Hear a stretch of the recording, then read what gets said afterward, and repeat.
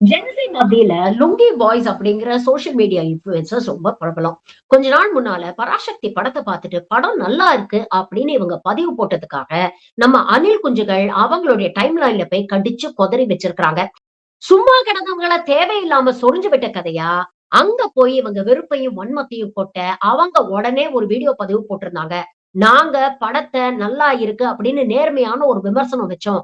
அதுக்காக அணில் குஞ்சுகள் எங்கள அன்ஃபாலோ பண்ண போறீங்கன்னா, அத பத்தி எங்களுக்கு கவலையே இல்ல. அன்ஃபாலோ பண்ணிட்டு போங்கடா! அப்படின்னு ஒரு பதிவு போட்டிருந்தாங்க. அது மட்டும் இல்லாம, இப்போ ஜனநாயகன விமர்சனம் பண்ணி, இவங்க ஒரு பதிவு போட்டிருக்கிறாங்க. அதுவும் சமூக வலைதளங்கள்ல வைரல் ஆயிட்டு இருக்கு.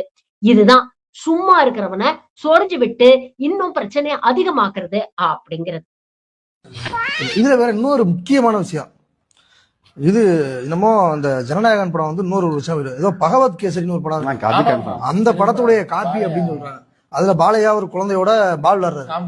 இவரும் இந்த பாட்டுல ஒரு குழந்தையோட பால் விளையாடுறாரு. அதுல நானிலே அணிலே பாட்டு வரும் பகவத் கேசரி.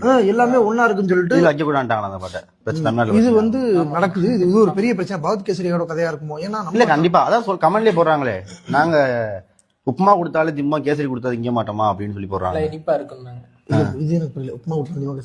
அதாவது என்னத்தையாவது கிண்டி வச்சா நாங்க திம்போம், நீங்க கேசரி கிண்டி வைங்க நாங்க பிரியாணி என்ன சாப்பிட்டுக்கிறோம் அப்படிங்கிறாங்க. சரி, இதை தவிர்த்து சரி எனக்கு புரியல. அதாவது என்னன்னா, இப்ப அந்த படம் வந்து நிறைய பேருக்கு நம்ம தமிழ்நாட்டில் பிடிக்கல. பகவத் கேசரி ஏன் முடியும்? சூப்பர் படம். எல்லாருமே பாத்துட்டாங்க.